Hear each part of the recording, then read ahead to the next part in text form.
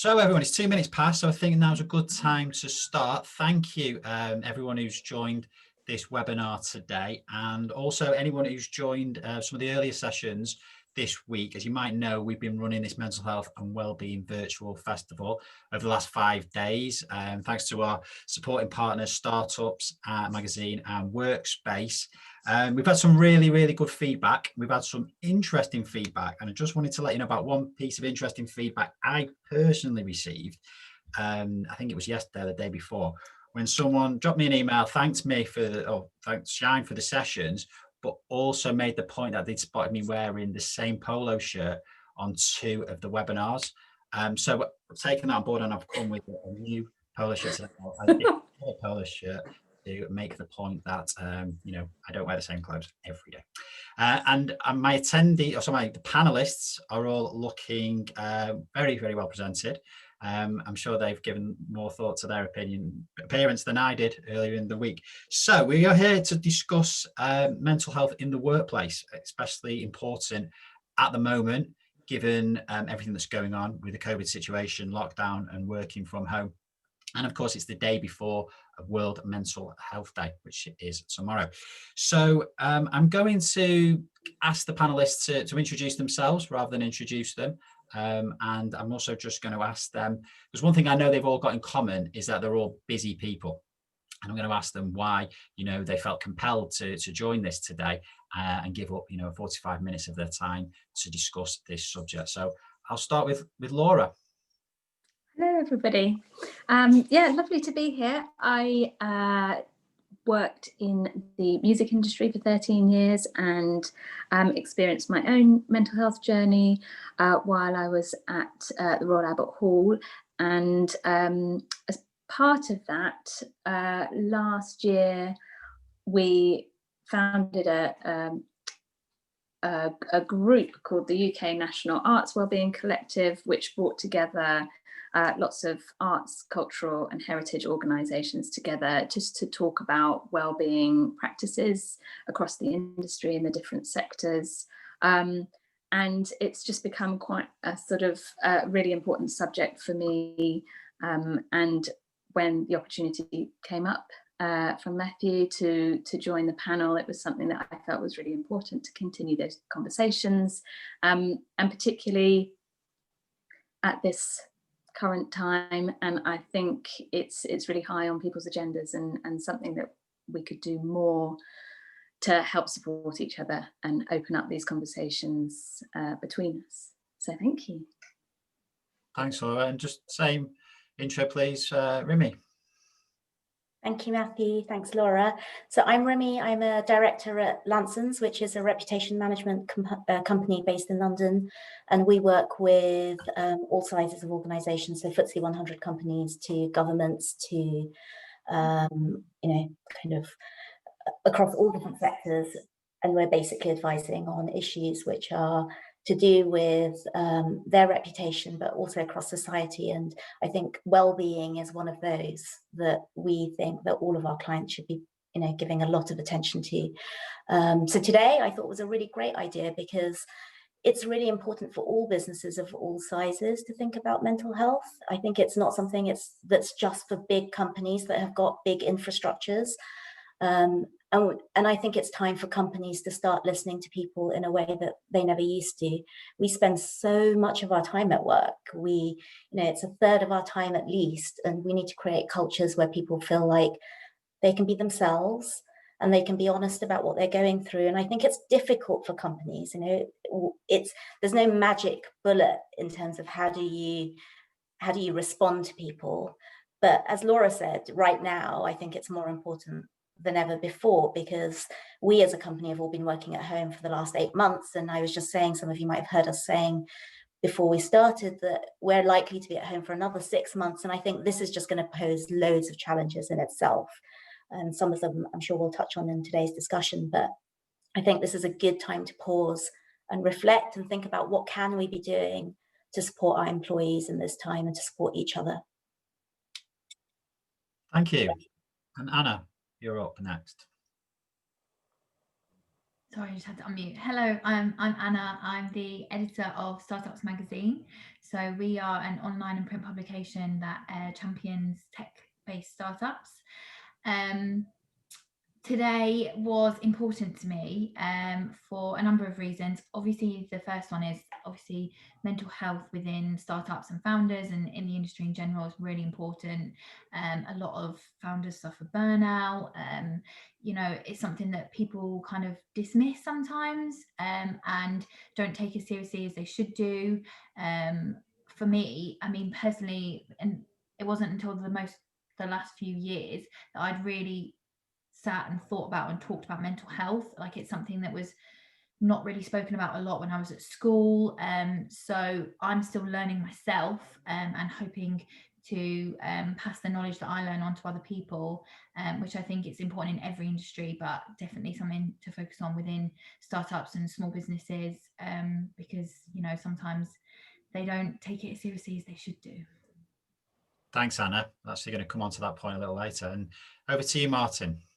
Thanks, Matthew. So my name's Martin Roberts. So I'm the mental health lead for Lloyds Banking Group, Group Transformation Division, which has about 10,000 colleagues.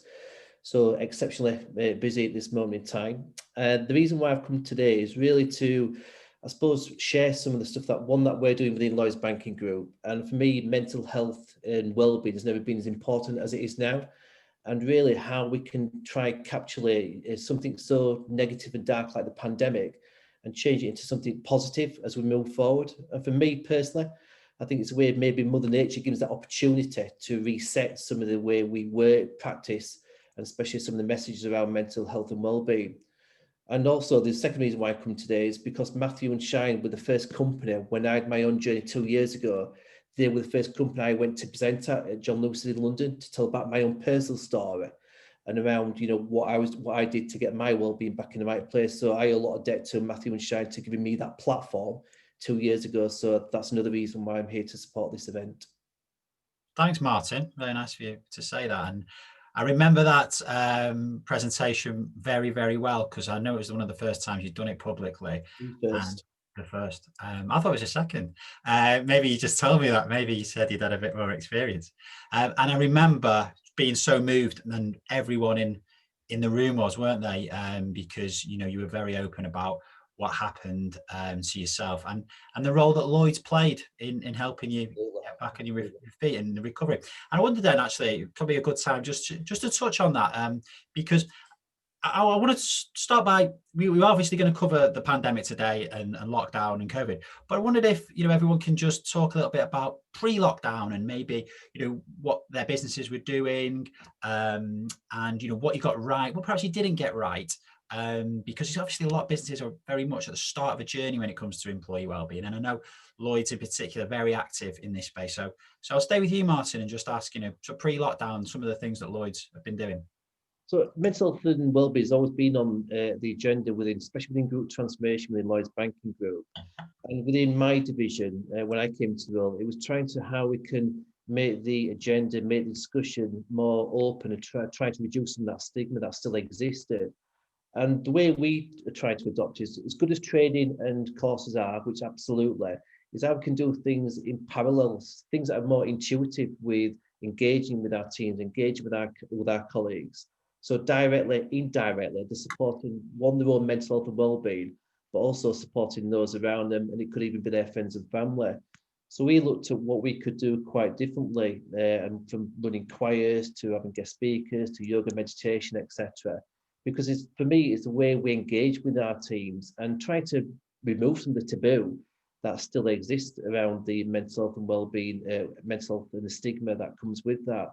So we looked at, again, how we can try adapt some of the work that we did.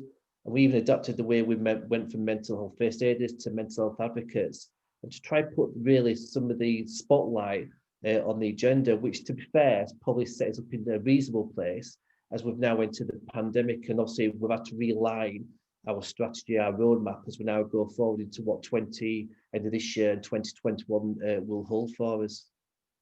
And you mentioned there the choir, and I believe, do correct me if I'm wrong, that came about from said event with John Lewis, because you met on song there, didn't you? It did, absolutely. It was a conversation after that my talk. They came up to me and said to me, have you thought about singing in the workplace? Personally, I thought they'd meant about just me singing in the workplace, which they wouldn't want that. But as a result of that conversation, we came up with the idea of running a choir, not just within the Lloyds Banking Group, but across the whole estate, across the whole UK. And it went from strength to strength. We had at one point 500 colleagues taking part, which then culminated in an end-of-year performance in London. We've recorded a song and video, which has now been released for Proceeds to Mental Health UK. So it's things that were different, and it's things that really got the conversation going. But it was more about creating a community around people with similar mental health issues in the past, and really coming together to talk about this in an open and a psychologically safe environment to do that. And I think that psychologically safe environment has been something we've really taken forward over the beginning of this year, but more and more importantly, it's allowed us to take it forward into what has been a really difficult period over the last 6 to 7 months.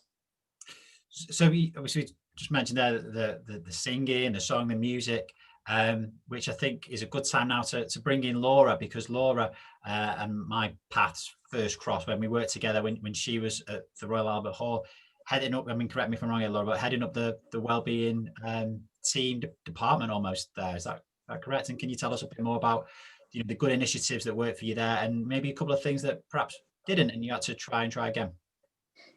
Yeah, definitely. So there was a moment once I returned to work after being signed off, where I, with anxiety, after having my second son, and I'd gone back in full time, and it was high pressure, working on big events in the main auditorium, and there were lots of external factors as well. There were lots of kind of things happening around the UK in the news and stuff. So there was lots happening. But when I came back into work, I was quite aware that there were other people struggling. Suddenly this sort of, the penny dropped, and I realized it wasn't just me.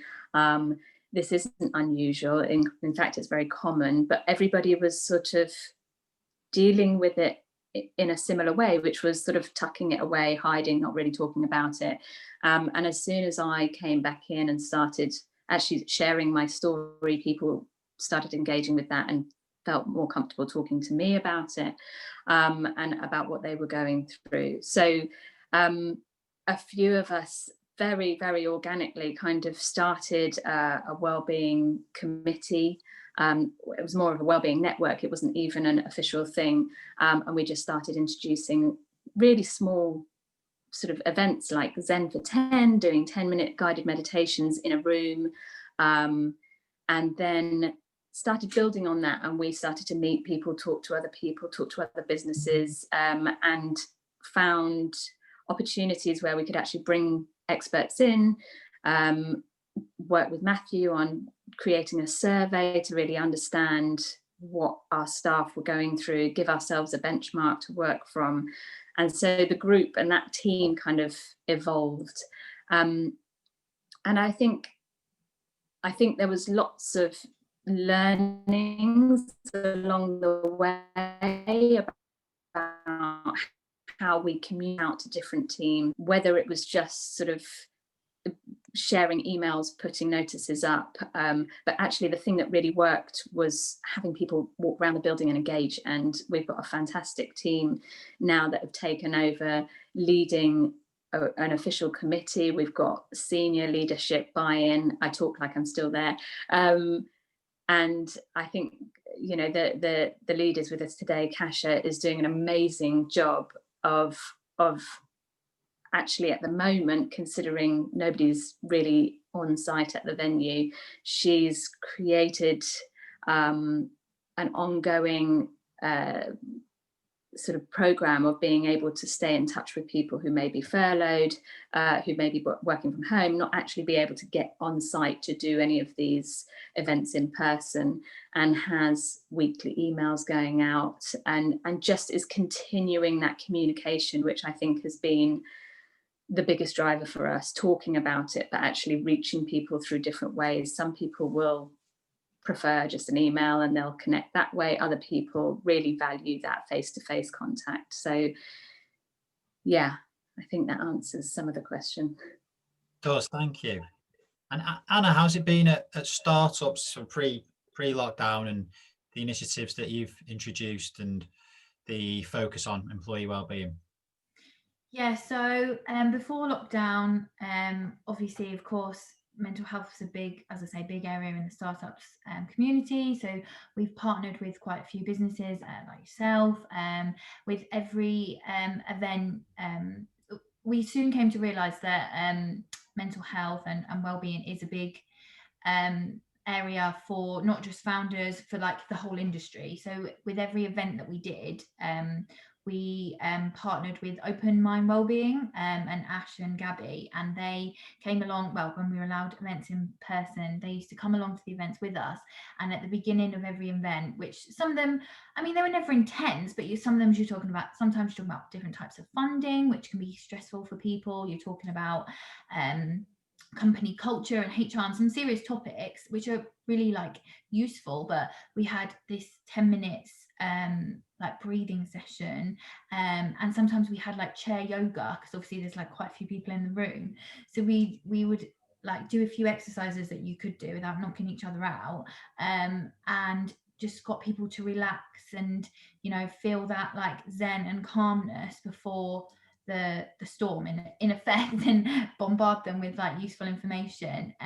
But we also had dedicated events that were completely focused on mental health and your well-being and the company culture. So, you know, how you as founders can work with your staff or work with your co-founders in a way that is beneficial for everyone. And I think the key thing, we're quite a small business ourselves, is just being open and having relationships with people that are more than just, you know, work colleagues, which it doesn't work for everyone. Not everyone wants to be your friend, but being in a small business, which a lot of startups are, you do want that kind of like, oh, how was your weekend, you know, and have that like personal side of things as well.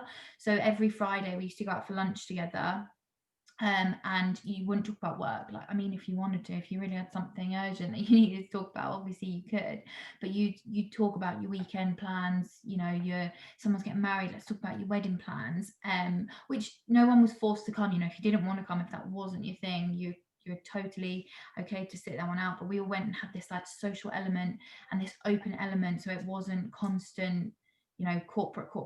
There was that other side to people that we kind of got to know each other, and so it made it more of a community within ourselves, which was obviously hard during the pandemic, but we kind of kept that going, where we had our weekly Wednesday Zoom meetings to talk about business, and then we had the Friday social where we all had like a cheeky drink on Friday Zoom if we wanted to, or, you know, a bag of chocolate or whatever your thing is. So yeah, I think just being open, talking to people on a more personal level, is something that that we are quite good at as a team, and, you know, good at portraying to startup founders, because at the end of the day, like, startups, that is what they are. Like, they want to meet people and they want to be friends and do business and make connections and become a little community in themselves. Thanks, Anna. And then Remy, one thing I know about Lansons is the accolades you've got for looking after your staff, and it does seem like this culture of staff employee wellbeing is quite deep rooted within the business. So, you know, can you just expand on that and talk about some of the initiatives that work and maybe some that perhaps haven't? Sure, thanks, Matthew. So we're very lucky because at Lansons, our founders are still within the business. You know, we've been going for 30 years, but they're the ones who have really helped instill a deep culture of, I think it's ultimately kindness. You know, it's the fact that we all do have to respect each other. We spend a lot of time around each other, and it's a company where we've got people across different age groups where, you know, they have different priorities in their lives at different times, and it's accepting that not everyone is going to want to go out for drinks at 5 o'clock on a Friday night. But sometimes, you know, it's nice to have a breakfast together, or it's nice just to kind of go out for a walk during the day. So I think there's been a lot of freedom to work how we want to work and to find ways to connect with each other within the organization, which has made a big difference. But also the fact that our senior team, all of our senior managers or leaders are all really present. So our chairman, she is very, very good at meeting all of our new joiners. So she will have breakfasts with them.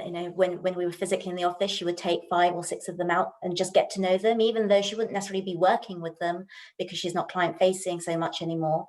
But she would make that effort to kind of give them a sense of, this is the culture we have, we care about each other. And she would want to know not only their experience and why they've come to Lanson's, but help them understand what is Lanson's. This is the sort of organization that we are. And similarly, our chief executive will meet every new joiner. We're 100 people, but he will make sure that it might not happen in their first week, but it will happen in their first few months. He will take the effort to get to know them and meet them.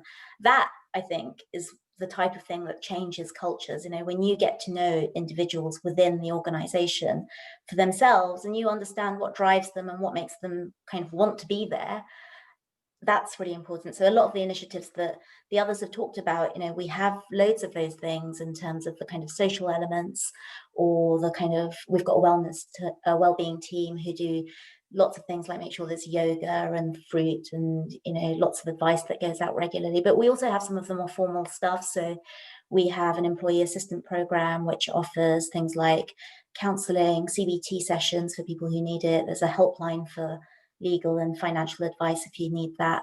But we also, I think one of the things that we've learned to do is recognize that all of our managers have a pastoral role. It's kind of giving them a sense of responsibility for the people that they are managing, and making sure that when they have their one-to-ones, when they have their meetings, that they direct the conversation and they make time to ask people, how are you?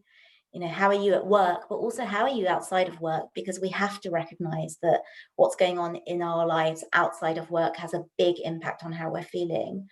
And to make time for those conversations, but also to help individuals articulate what it is they want. Because I don't think we should assume that this is the right, I shouldn't assume what's right for someone. I need them to tell me how they want the business to respond to them in relation to something.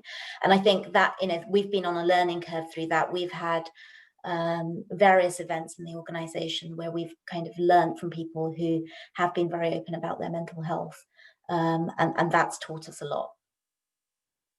And thanks for finishing on that, because I want to talk very briefly, I suppose, or get all your opinions on stigma, and maybe just trying to test where we are now with stigma when it comes to talking about mental health. So, some people, a lot of people speak about the positives that's come out of this situation we find ourselves in. And there are a number, but one I do think is that it has accelerated that conversation. We are appreciating how people have struggled in lockdown. Working from home seemed great at the start, but it's increasingly becoming difficult for people. So just to ask you all, really, in terms of not necessarily in your business, but also maybe in the communities that you're involved in, particularly Laura and Anna, what do you feel the stigma is like? Has it changed? Are we able to talk a bit more openly? We're talking openly about it today, but in the workplaces in general, is it still taboo? My opinion is we are making great strides. And when we get leadership buy-in and senior management buy-in within companies, and if they're prepared to talk about their mental health, be it in a positive or sometimes a negative light, it does make a huge difference. So I'm going to start with Laura with that one. Yeah, thank you. I think I agree. There's been a big kind of shift. We're never probably ever going to be completely, there with it all. As with anything, it takes time to get people to really understand what it means to them, and it means something different to everybody. Some people haven't experienced the same things that others have. I think the biggest thing for me is this conversation, this talking, and that comes more naturally to some than others. Some people don't feel like they want to talk about it. Some people deal with it much more behind closed doors. Some people have a really great system of coping with things. Some have experienced big challenges in their lives already, and they've kind of nailed how to cope with these things when they come up. It's different for everybody, but I think sharing how you deal with them is so inspiring. And this idea around storytelling is really becoming quite powerful, you know, talking about things that you're happy to talk about and sharing how you've dealt with them. What ways have you embraced meditation, for example? It's a scary word to some people, you know, some have tried it, some haven't enjoyed it. Yoga, you know, different ways, journaling, gratitude practice, all sorts of things. And for some, it's just cooking, it's crafting, it's something very different, it's football, it's exercise, it's being with other people, it's having downtime. And so it's like a sweet shop. You can feel really overwhelmed by the whole idea of what mental health is and what well-being is, and this definition means something slightly different to different companies, to different individuals, and it's about people finding their own feet with it. I think, you know, within a team, sit and discuss, what does it mean to you? What does it look like? What could the support look like within your team? You know, I think there's always this idea of the three levels of the individual, the team, and the organization, and each of those might have a different approach, but it's understanding where to get the support from, who you can talk to, how you can talk about it, what terminology do I use, you know, how do I listen actively to my colleague who's walked in and isn't looking great today? You know, what would I want? Tell people what you would need from them when you come in and you've had a really horrible weekend, or something's happened in your family, or it's trying to crack those little codes that maybe we don't feel so comfortable with kind of talking about and exploring, and making them, you know, being uncomfortable with it so that you can be comfortable with it. So I think, yeah, sort of talking about it, support, knowing where to go, it just normalizes the conversation.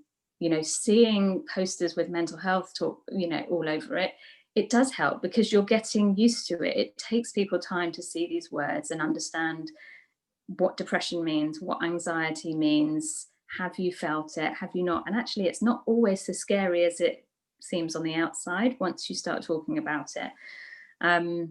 And then the more hardcore stuff like reviewing policies, you know, that's where it needs to get a little bit more intricate, a little bit more kind of, is there any mention of mental health in your HR policy? Is there any mention of, you know, what well-being means to this organization? What happens when someone returns to work after being signed off sick? Is it only referencing physical, you know, surgeries? Is it when a father or a mother comes back after parental leave? There's lots of things that I think can just start moving forward a little bit more so that that filters through the whole culture of an organisation. Thanks, Laura. And Anna, just to talk about stigma in the startups community. So I like to, you know, class our businesses as a startup, and, you know, I do sometimes attend these events back in the good old days. And something that I always sort of feel a bit uncomfortable with is, you mentioned it before, people are trying to get connections and, you know, network a lot. And there's it's fast pace, isn't it? And people, you know, have to be moving quickly, changing with the times, adapting, being flexible.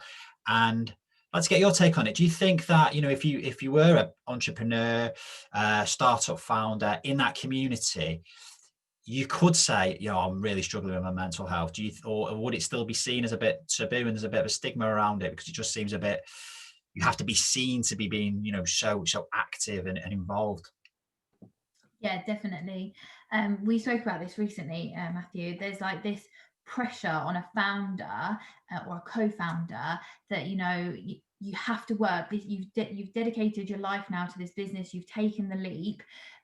You just want it to succeed with every like ounce of your body, so you're going to do whatever you physically can, but sometimes you really don't sit back and think, you know, what am I doing here? Am I going to face burnout? Am I putting too much pressure on myself? Am I burning the candle at both ends? Like, you know, you need to be able to sit down and just breathe. And I think recently, the past year or so, maybe I've been looking out for it more, but there definitely seems to be a lot more startups and businesses and initiatives in the whole wellbeing and mental health space, because I think people have realised, you know, this is an area that sometimes people aren't noticing traits, or aren't even, they do notice things, but they're like, I need to continue, you know, I need to, and this business needs to succeed, there's no such thing as failure. And they think by maybe talking about their mental health or saying I am struggling a bit here, that they're going to fail, and they're going to undo all the work that they've done for the past so many years, and they don't want to risk that. But going to events, like you said, for example, and networking, I've had so many people say, when you go to an event and then they put on like designated networking time or tables where you're forced to talk to people, not every founder is an extrovert. Like, some people, you know, want to just keep themselves to themselves a little bit. And yes, being a startup is about meeting people and making the connections. I'm not saying it isn't, but you don't have to do that. There are other ways of meeting people and talking to people. It's not just constantly, hi, what can we do for you? Like, hi, take my business card, let's meet up. And people are constantly like, oh, let's do coffee, let's do drinks. What if people don't have time to do that? Like, what if they don't have the capacity in their life? You don't know what is going on in people's personal lives. So I think we have come a certain distance, and it has improved, and people are noticing that, especially in the startup world, it is something to look out for. I've spoken to quite a few startups that have started like wellbeing startups, or even just like a health tech startup that have a real big focus on mental well-being, because they were like, I worked in the corporate world for 15 years and then I totally just crashed out, like my mental health just went downhill. And I'm not blaming the corporate world, like I know a lot of things are being done now, but in some ways the startup world needs a lot more work doing, but in other ways it is sometimes a step out of that corporate world that people are really struggling in, and then they are kind of succeeding and taking care of their mental health. So there's two really big flip sides to the industry. But I just don't think there's a right or wrong answer when it comes to mental health, is there? Like, we've talked about openness quite a lot, and that is obviously one of the biggest things. But like you were saying, Laura, not everyone wants to be open. So it's just kind of gauging what everyone wants, and yeah, learning about people personally, because like you say, everyone's different. And you're right, Anna, not everyone wants to always network. Those events can be intense. So intense. I mean, I love to talk, and I sometimes go there and I think, oh, please don't come up to me. Like, I can't today, just not today, please. But then you don't want to be seen as like, oh, a bad startup or a bad founder, because you're not doing that. So yeah, it's a tricky balance. It is very tricky. Just before I just move that question on, I'd just like to say to the attendees, we've got the Q&A box open. And I think, as you can tell, we can all talk all day about this subject, but I am conscious of time. So if you do have any questions, put them in the Q&A box now, and then we can, look at that and answer questions. We don't need to wait until the end of the session for that. So do please add those if you've got any questions for the panelists. Martin, I just wanted to ask you about the stigma. Lloyd's, is pioneering in a lot of ways, in my opinion, in terms of, you've got internally this great support network that you've talked about, but externally, I mean, to spend the money you do as a business on advertising and not really talking about the products, but to talk about mental health and mental health awareness is, I think, fantastic. Get the words out to articulate what I think about that. And how does that impact the stigma within the business? I mean, I'm sure some people, as we've talked about, don't want to talk about these kind of things, but do you think that stigma is low when it comes to mental health in Lloyd's, or mental ill health, I should say? I think the removal of stigma is certainly disappearing. I think it's not always the elephant in the room. I think for a number of years, it's always been that elephant in the room. Now, as soon as the word mental health or mental well-being, people have wanted to skirt around it. But I think, given our chief exec a few years ago came out about his own problems, I think we're now trying to create that environment where we listen differently now to colleagues. And I go back to a point that Laura mentioned around colleague stories. That has probably been our biggest success in one, it's real. It gives that credibility, and it demonstrates to other colleagues to say that, you know, if this person's going through this, who you would expect is very open to share their story, then why can't I, you know, that gives me that permission, if they need it, to actually be a little bit more open about their own personal challenges. And for me, it gives a lot more credibility. And, you know, Lloyd's motto is helping Britain prosper. For me, helping colleagues or customers' mental and physical wellbeing, that's all part and parcel of helping Britain prosper. In fact, it's not just financial, it's also what we do for their well-being, their mental and physical well-being. And, you know, for me, I think COVID has given us this great platform, as bad a situation as it be, to really reset some of these words and reset some of the way that we adapt and to, you know, to talk around some of these really difficult subjects. And, you know, I think even my role, I go out now do quite a bit externally, but that's all with the permission of lawyers, because it's around collaboration. And if we can collaborate regardless of where we work, it makes no difference. We're all trying to give that same message that it is okay not to be okay. You know, we have times when we find it difficult. Well, that's absolutely fine. And it's just trying to give that message, that give that permission for the people to also take that platform and, you know, get the support that they may need at some time in their future, in their lives or their careers.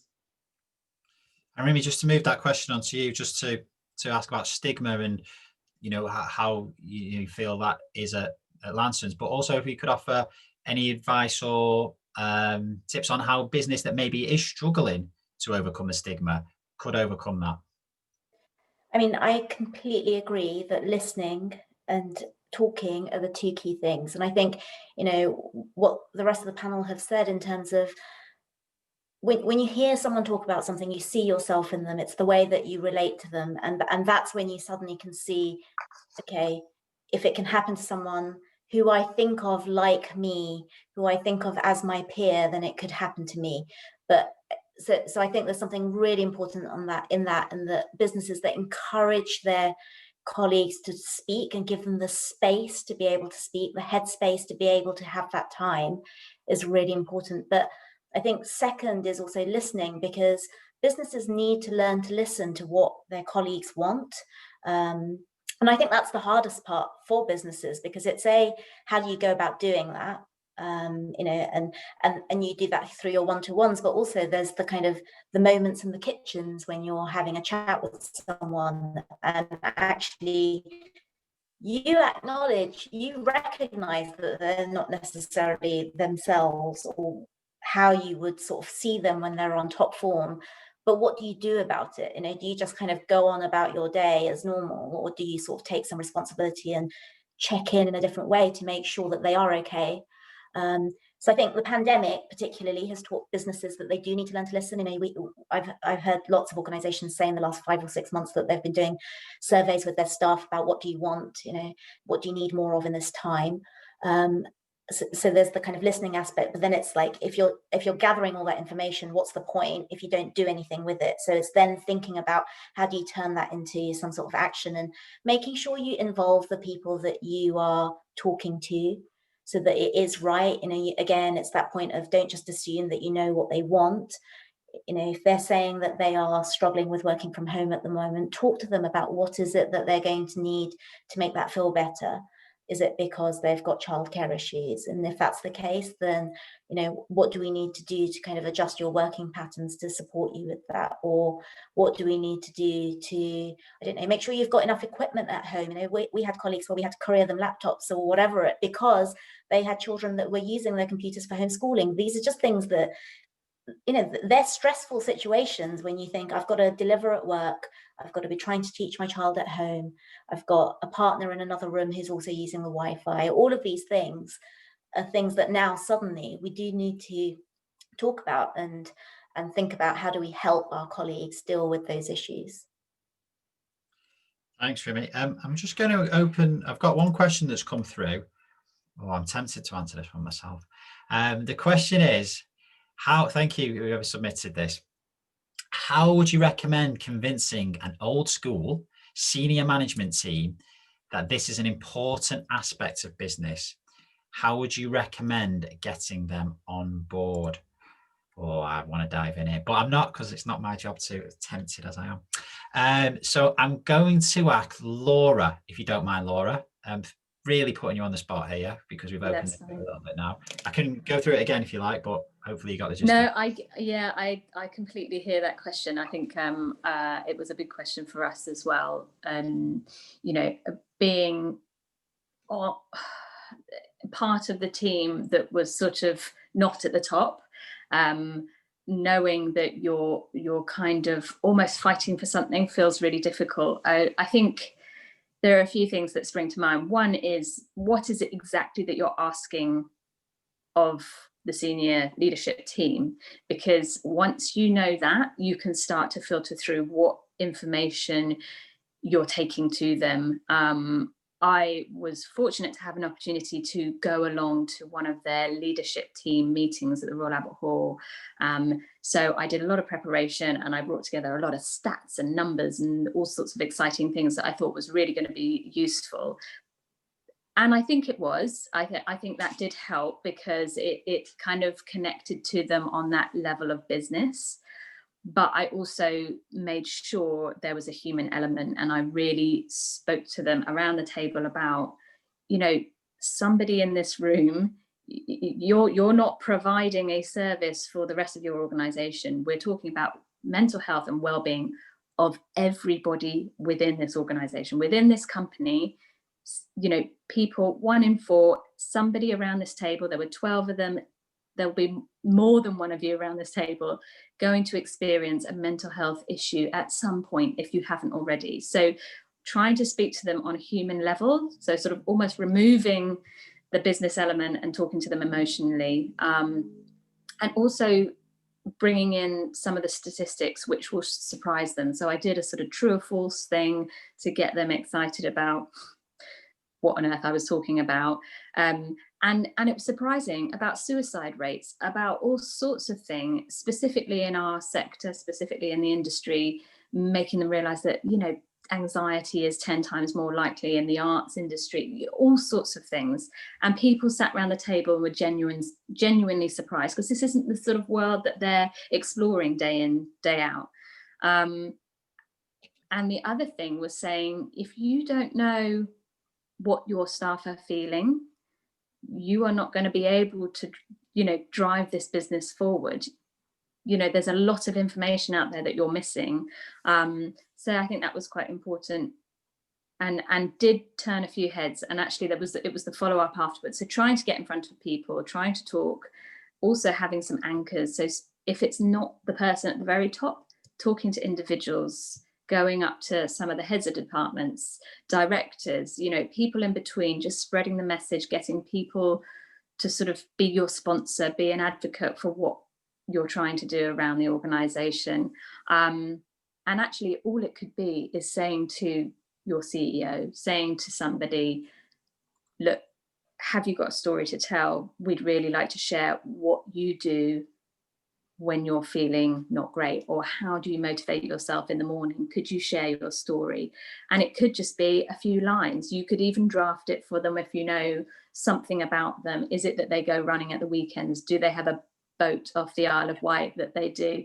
Is it about being in nature? Is it about reading a specific book? So tapping into sort of smaller elements, rather than just saying, I want to improve well-being in the workplace, or I want to initiate an initiative on mental health, and them having this kind of, I don't know what that means. Laura, that's a really good point. I think you mentioned there about sport at the end. So just to finish on this question, we've got a couple more coming in. So this is great. Keep the questions coming in, please, attendees. We did so to half answer this question, even though I said I wasn't going to, but to half answer this, we did a workshop with a business. We just started with working with them all around, you know, introducing employee wellbeing and very top level. But the one thing we encourage, and we always do, is about senior buy-in, senior management buy-in. And the CEO of this business, a housing association, he stood up for about 5 minutes, and he just talked about the role cycling plays in his life. And this was all around mental health. It wasn't about, you know, he'd had a, you know, he'd come from a dark place and he recovered. It was about mental health and how cycling made him more productive, more energized, just a generally happier person. And he compared it to weekends when he didn't get out on his bike, and then he said he would just feel a bit more sluggish, and he probably wouldn't be as approachable at work. And it was just a nice way, I thought, to bring in some physical activity to allow people in the room to understand about the relationship between physical health and mental health, and to talk about mental health in a positive way. And I think it's very important that we remember that mental health doesn't mean mental ill health. Unfortunately, it does still have that connotation and that stigma. So having that, we've all talked about stories before, a narrative. And I think if you can have that narrative around mental health and the whole spectrum of mental health, can really help in the workplace. And I'm sorry to have half answered that question, but it was a really good question, and it was a really good answer as well, Laura. I've got one other question. Rimi, I'm going to ask this one to you. So this is from Hazel. She has said, how would you advise companies to engage their staff during COVID this time to create a sense of togetherness and team spirit and ensure well-being isn't lost even when everyone is dispersed? And I know that you have been doing some good initiatives during this time, so I thought that was one that you'd be happy to answer and advise on.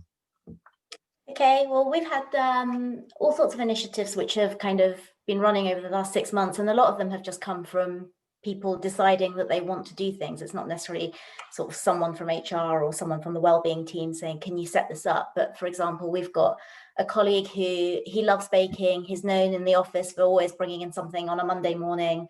And he decided to sort of turn his baking skills into a way of bringing together a group of people every week just to do a Zoom bake along, where he literally tells everyone, these are the ingredients you'll need in advance.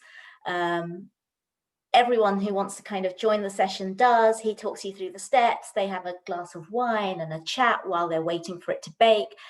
And it's become, it's something that we thought, okay, he might do a few of them, but it's been running for weeks. And it's become so popular that we now have clients sometimes joining or ex-colleagues popping along. And it's been a nice way of people kind of just coming together for something really informal. It's really not work related at all. And it is just about people catching up over things they like. We've also done things like quizzes, local kind of online quizzes where people have chosen the topics that they're going to be quizmaster over. We have encouraged people to make sure they take time off. I think that's a really important thing. That there's something about working at home, which, some people call it living at work at the moment. And what we're trying to make sure is take time off. And there's, the social element that comes through that is that you have something else to talk about when you've taken some time off and you come back and you're sort of feeling refreshed. You can sort of see the bigger picture a bit more. So, we've been saying to people, please try and take a couple of days off a month if you can. And if not, make sure you take a good chunk of time off where you're away from the computer. One thing that we particularly found was really important was our parents. We've got a large group of parents who've got young families. And they were really struggling at that sort of initial stage of how do you balance everything. And while we had the kind of pastoral element of HR checking in with them and sort of working out what do we do about your own setup, what we also did was set up parent focus groups where we just brought some of them together to talk about how they are dealing with things and sharing their experiences of what's worked and what hasn't worked. And actually kind of what came out of that was a couple of things that they fed back that they just thought would be helpful for us to do as a business, which led to things like blocking out times in diaries where we just tried to avoid putting any internal meetings in. And if there was a client meeting, then fine, there's nothing you can really do about that. But internal meetings, it's like, let's respect each other's time. Let's accept that people are going to have to do bath time or, take people to classes or whatever it is. So I think it's how can you bring people together on a topic where they are going to have something in common, but it's not a forced thing. None of this is something that they feel like they have to do. And then we have the weekly bar, which is just a Zoom bar. We've still managed to kind of promote people in this period. So we're having sort of celebrate in the office. We would have had an opportunity where we all came together for a glass of something to congratulate them. And we don't want to kind of not have any of that anymore. So we will have like a Zoom where everyone pops up, and we have our forum. We have a monthly meeting when we were in the office, which was again for the whole office to come together, and it was where we talked about what's happening in the business, but where we also celebrated someone's milestone. This month so and so has been with us for 15 years, let's congratulate them. All of that we've just moved online, and actually we still do that once a month, and we still get great attendance at that. But it's also something where it's people from across the business who are presenting or talking about things, so you have a chance to see people that you don't necessarily work with on client work. And I think that's the difficulty, is at the moment it's very easy, if you just focus on your day-to-day job, not to necessarily see the people that you would bump into in the office. And talking about kind of the well-being and things that are difficult as well. I think one of the things that we've found hard is asking someone how they are on a Zoom call is very different to seeing how they are in the office. How are they acting? You can tell when someone's not themselves. And having those various touch points where you have 4 or 5 people checking in with you during the day. So I think kind of instigating all of those slightly sort of softer things that aren't necessarily work related, but you do have an opportunity to talk to people from across the business, your friends, your peer group, your people who you've always just got on with but you don't necessarily work with, I think are great ways of just making sure you maintain that sort of social togetherness.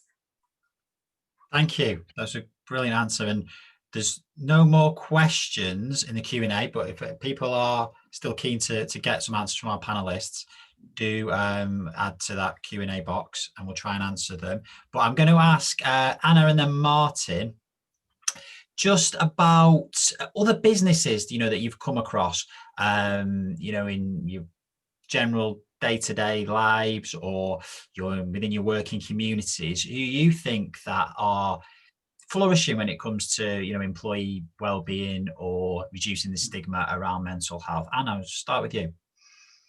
Yes, so as I was saying earlier, there's quite a few startups and small businesses that are their whole business is helping bigger businesses or startups with their mental health and looking after their employees. Obviously, Matthew, one brilliant example here.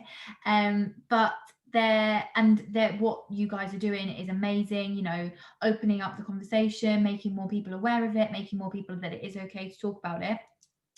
But there was one startup that I recently came across who they work in fintech, so it's nothing to do specifically with mental health, but the startup's called Pigsby, and the founder Jakob, he basically spoke to his employees. Half the team already worked remotely anyways, and he spoke to the more business focused side of employees and said, what do you guys want? What would work best for you? And a lot of them said that the big commute wasn't working for them. They were wasting so much time.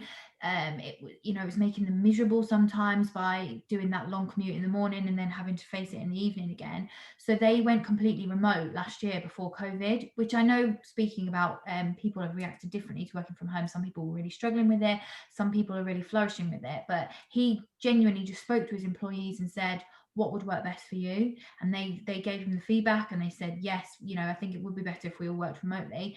And he said it was one of the best decisions he's ever made, and everyone's so much happier. The business has seen more productivity, it's progressed. It was one of the best decisions he's ever made. So I think just that one little story was in one of our recent issues, made me think, he really took the time to just speak to his employees and say, okay, well, what's best for you? What would you like?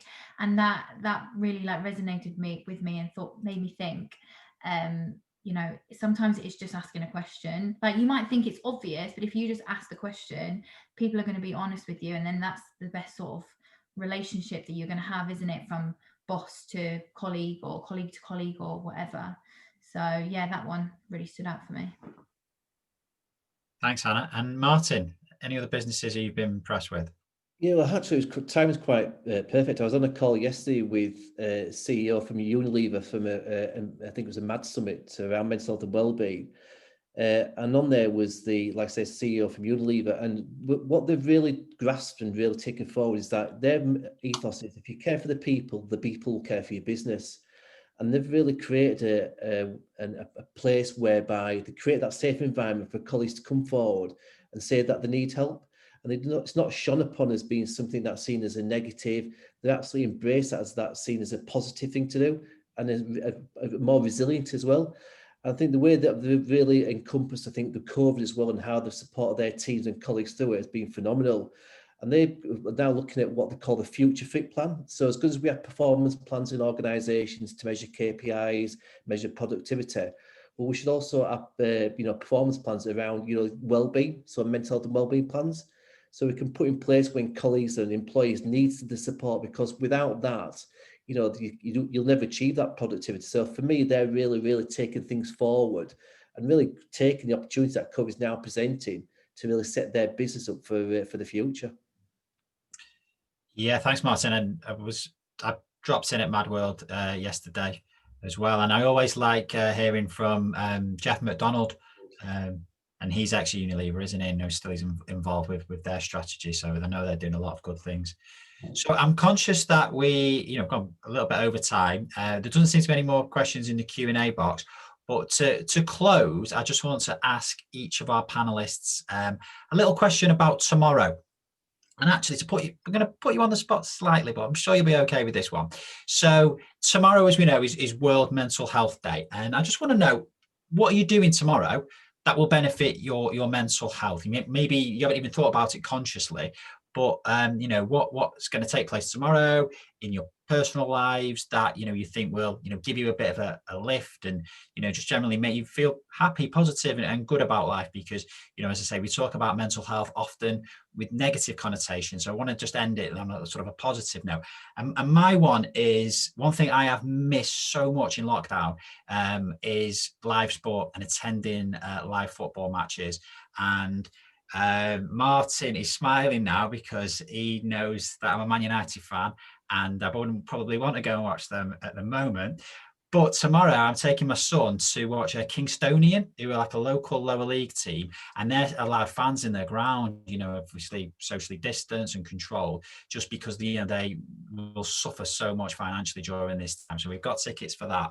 So I'm sure, it'll be a very different experience for us, because normally we'd go to, bigger matches, but really looking forward to that. And I'm sure, we'll both enjoy it. So that's what I'm going to do tomorrow on World Mental Health Day for my mental health. So Laura, what are you up to? So funny you ask. I'm actually going to be delivering a workshop online on my Instagram account, which is Laura Letters Live. And from moving from the arts, I now create calligraphy and lettering, and as part of that all kind of came through my own journey with mental health, and I discovered creativity as a really mindful way for me to kind of deal and cope with my own mental health issues, and it really improves the way I feel. So I wanted to do something tomorrow specifically for other people to kind of engage with how mindful it is. So I'm just doing a little mini workshop in Instagram in the morning, and then hopefully, if the weather's nice, heading out into nature, as I live in central London, heading off to a park somewhere and being near something leafy. Sounds good. Thanks, Laura. Thanks for sharing. Rimi, how about you? So you've caught me on my last day in the office, and there's something about tomorrow which is just a sort of sense of anticipation, because both me and my husband have got a couple of weeks off work where we are literally sort of closing the laptops, and while it's not like there's a huge amount planned, there's a kind of sense of anticipation of it's going to be nice to be able to read some books and spend some time cooking and have a couple of bottles of wine or whatever it is. But it's just that makes me happy, that sense of actually I've come to the end of quite an intense and busy period, and I feel like it's kind of perfectly timed that I can now just have a bit of time for me to spend time with people who are important to me and just relax. Oh, sounds good. That me time is very much needed, especially now. Thank you. Anna, over to you. So it was funny earlier when you were saying how we need to talk about mental health, and it's not always negative. You know, it's not ill mental health. You know, everyone has mental health. And I hadn't realised, so I started running the beginning of last year to lose weight and to keep fit. And I hadn't realised that if you ask my colleagues or my boyfriend, I'm quite an angry person. But when subconsciously, well, I hadn't realised that the days that I go running, I'm less angry. So running for me is obviously a release. And I'd never thought about it, and I'd never thought in my head, oh, I need to go running because it's going to help me and it's going to help my mental health. But obviously subconsciously my body needs that, and it is definitely a release for me. So I try and go running every day so everyone's happy. No, I'm joking. But I do run I do run in the week after work if I'm not too exhausted, but at the weekend I really look forward to trying to not have big plans or try not to be too hungover so I can go on a longer run, because I just feel really good afterwards. And sometimes I dread going because I'm like, oh, this is going to take an hour out of my day, but afterwards I just feel so amazing that I need to remember that feeling to make me want to go more. And yeah, definitely subconsciously it really helps my mental health. Yeah, I can definitely relate to that feeling after exercise. But I do want to ask you, how angry are you? Not angry, like I wouldn't punch anyone. I think You're an editor and someone's missed a deadline. How angry are you going to get with them? what are you doing? No, I'm joking. It just sometimes really small things that I need to learn to let go really get to me, and people closer to me say I'm really stubborn, so that's quite hard. But no, it's just the way I am. I'm quite OTT and angry, but you know, I just think, you know, you learn to love me, deal with it. Oh, thanks for being honest. No, I like that. And I do like the way that you can appreciate that running can, you know, have such a positive impact. Definitely. Martin, the floor is yours. Tomorrow, so family time tomorrow. So my eldest son is a trainee doctor, so he's been on the Covert respiratory ward over in Crewe Hospital for the last 6 weeks. So we've not seen him because then he's had to isolate. So we've got to go spend some time with him tomorrow, with my wife and my youngest son, and just to see how he's been managing over the last 6 weeks, because obviously he's had a tough time. And then just hopefully then go out for a walk and some lunch within the social distancing rules, of course. Sounds nice. It'd be nice to catch up with him after Yes. what must have been a very difficult time for him. Thanks everyone for sharing what you're up to tomorrow. Hope you all have lovely days. And I think we're going to wrap up there. We've not got anything else in the Q&A box, so it does seem like a good time to finish. I know we've gone over by quite a bit of time actually, but I hope everyone really appreciated what we discussed today. And you know, thanks for joining us, and thanks to all our panelists for their insights and honesty and for sharing things. So thanks everyone. I really enjoyed hosting, and hopefully see some of you soon. Thanks, Matthew. Thank you. Thank you.